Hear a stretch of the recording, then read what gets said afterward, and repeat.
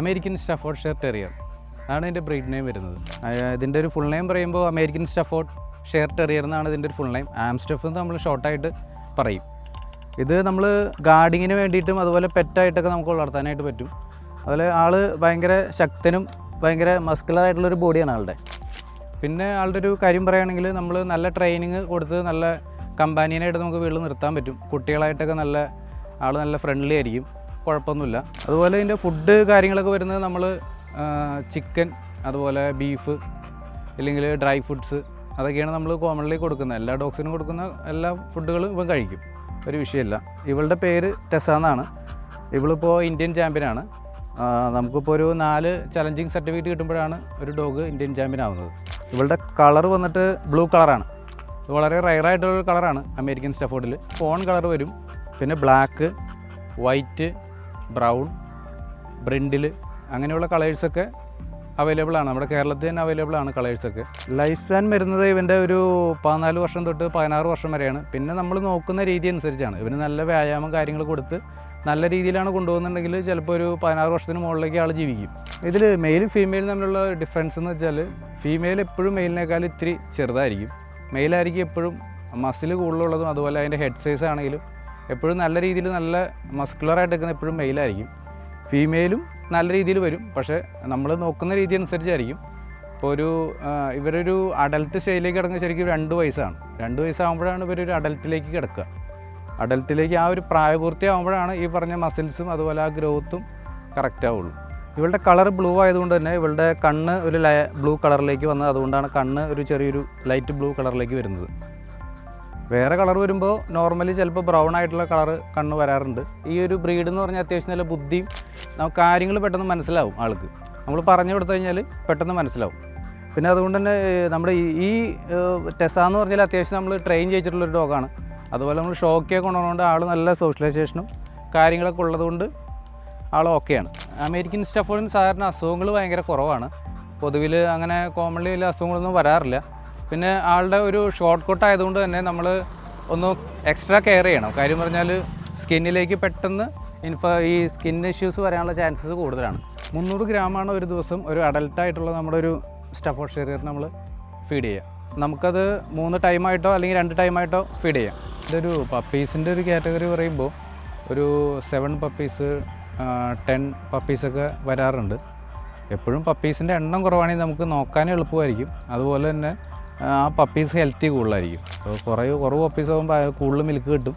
അപ്പോൾ അതിൻ്റെ ഹെൽത്ത് നല്ല രീതിയിൽ പപ്പീസിന് നല്ല ഹെൽത്തായിരിക്കും. എണ്ണം കൂടുമ്പോൾ നമുക്ക് നോക്കിയെടുക്കാനും മിൽക്ക് എല്ലാവർക്കും ഒരുപോലെ കിട്ടണമെന്ന് നമുക്ക് പറയാൻ പറ്റില്ല. എല്ലാവരുമായിട്ട് നല്ല ഇടപെടണം. ഇപ്പോൾ വീട്ടിലെല്ലാവരും ഉണ്ടെങ്കിൽ എല്ലാവരുമായിട്ടും ആ പട്ടി നമ്മൾ ഡെയിലി അഴിച്ചു വിട്ട് എല്ലാവരും അതിനെ തൊടുകയും ആ ഒരു സ്നേഹത്തോടെ തന്നെ അതിനോട് പെരുമാറി കൊണ്ടുപോവുകയാണെങ്കിൽ ഒരു കുഴപ്പമില്ല. ഇപ്പോൾ നമ്മൾ എന്താ പറയുക, വീട്ടിലൊരാൾ മാത്രം അതിനെ മാറ്റി നിർത്തി കഴിഞ്ഞാൽ ആൾക്ക് കുഴപ്പമില്ല, പക്ഷെ ആളെ മൈൻഡ് ചെയ്യില്ല എന്ന് മാത്രം. ആളെ ശ്രദ്ധിക്കുന്ന ആളെ നല്ല സ്നേഹമായിരിക്കും. ആ ഒരു തിരിച്ച സ്നേഹം നല്ല രീതിയിൽ ആൾ കൊടുക്കും. അപ്പോൾ വീട്ടിൽ ഇപ്പോൾ നമ്മുടെ ഒരു അംഗം നമ്മുടെ ഡോഗിനോട് അധികം അറ്റാച്ച് അല്ല എന്നുണ്ടെങ്കിലും ആളെ ഉപദ്രവിക്കുകയൊന്നുമില്ല, പക്ഷേ ആളോട് സ്നേഹം കുറവായിരിക്കും. ഇത് നമ്മുടെ തന്നെ ഒരു മെയിലാണ്. ഇവൻ്റെ പേര് മില്ലർ എന്നാണ്. ആളുടെ കളർ വന്നിട്ട് യെല്ലോ കളറാണ്. ഇത് ശരിക്കും ഇത് വന്നിട്ട് നമ്മുടെ ഒരു ഡയറക്റ്റ് ഇമ്പോർട്ടിൻ്റെ കുട്ടിയാണ്. കൃഷ്ണ ഡോളിവെൽ എന്നാണ് ഇതിൻ്റെ ഫാദറിൻ്റെ പേര്. നല്ല ക്വാളിറ്റിയുള്ള നല്ലൊരു അടിപൊളി മെയിലാണ് നമ്മുടെ ചെയ്യുന്ന ആളാണ്. ഇനിയിപ്പോൾ നമ്മൾ അടുത്ത ഡോഗ് ഷോയ്ക്കൊക്കെ ഷോ ചെയ്യാൻ ഉദ്ദേശിക്കുന്ന ഒരു മെയിലാണ്. ഇത് നമ്മുടെ ലയൻസ് ഇപ്പോൾ കേരളത്തിൽ തന്നെ വളരെ കുറവായിട്ടുള്ളൊരു ലയൻസാണ്. കൃഷ്ണ ഡോളിവെൽ എന്ന് പറഞ്ഞാൽ നമ്മുടെ അത്യാവശ്യം ഒരു ഗ്രാൻഡ് ഇന്ത്യൻ ചാമ്പ്യനായിട്ടുള്ളൊരു മെയിലുണ്ട്. അതിൻ്റെ കുട്ടിയാണത്. കൊൽക്കത്തയിലാണ് നിലവിൽ ആ മെയിൽ നിൽക്കുന്നത്. ആ മെയിലിൻ്റെ കുട്ടിയാണ് ഈ വരുന്നത്. അതായത് കേരളത്തിലുള്ള പൊതുവിലുള്ള ഒരു ലൈൻസ് നമ്മുടെ പൊതുവിലുള്ളത് ലീമാൻ, അതുപോലെ ഹൾക്ക്, അങ്ങനെയുള്ള ലൈൻസാണ് ഉള്ളത്. ഇപ്പോൾ നമ്മൾ ലൈൻസ് ഒന്ന് മാറ്റി പിടിക്കാൻ വേണ്ടിയിട്ട് നമ്മൾ കൊൽക്കത്തയിൽ നിന്ന് കൊണ്ടുവന്നിട്ടുള്ളൊരു മെയിലാണത്. പപ്പീസിൻ്റെ റേറ്റ് വരുന്നത് ക്വാളിറ്റി അനുസരിച്ചാണ്. ഇപ്പോൾ ഒരു ഇന്ത്യൻ ചാമ്പ്യൻ, അതുപോലെ അതിൻ്റെ പാരൻസ്, ഇമ്പോർട്ട്, അങ്ങനെയൊക്കെ വരുമ്പോൾ റേറ്റിൽ വ്യത്യാസങ്ങൾ വരും.